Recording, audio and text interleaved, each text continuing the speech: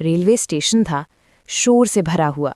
Train की आवाज़, platform पे भागते कदम, चाय वाले की पुकार, और इन सब के बीच कई जिंदगियां जो रोज़ यहाँ से गुजर जाती हैं बिना किसी के ध्यान में आए।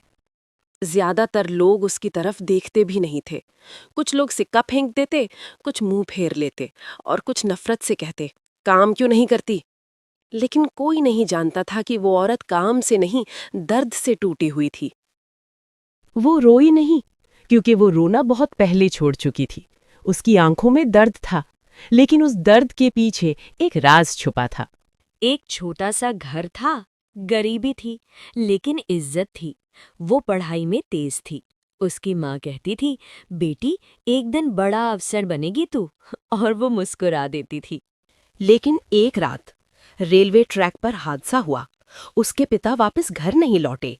उस दिन से घर की जिम्मेदारी उसके कंधों पर आ गई। दिन में काम, रात में पढ़ाई। लोग हंसते थे, तू अफसर बनेगी। वो चुप रहती थी, क्योंकि उसे जवाब देना नहीं था, साबित करना था। आज वो फिर उसी स्टेशन पर थी, लेकिन वो भीख नहीं मांग रही थी।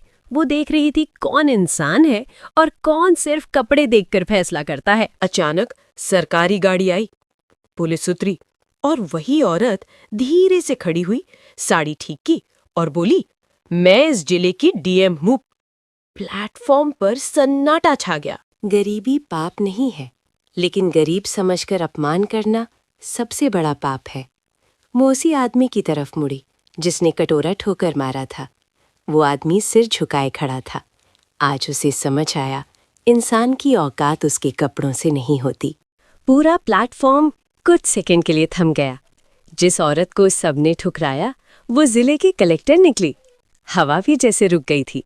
वही आदमी जिसने कटोरा ठोकर मारा था, अब हाथ जोड़कर खड़ा था। मैडम, माफ कर दीजिए। लेकिन डीएम ने सिर्फ इतना कहा, मुझसे नहीं, खुद से माफी मांगो। डीएम ने पुलिस वालों की तरफ देखा।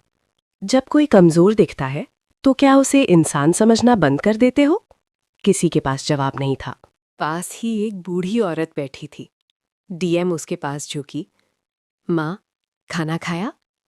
बूढ़ी औरत की आंखें भर आईं। आज पहली बार किसी अफसर ने पूछा है। आज से डीएम ने आदेश दिया, इस स्टेशन पर कोई भूखा नहीं सोएगा।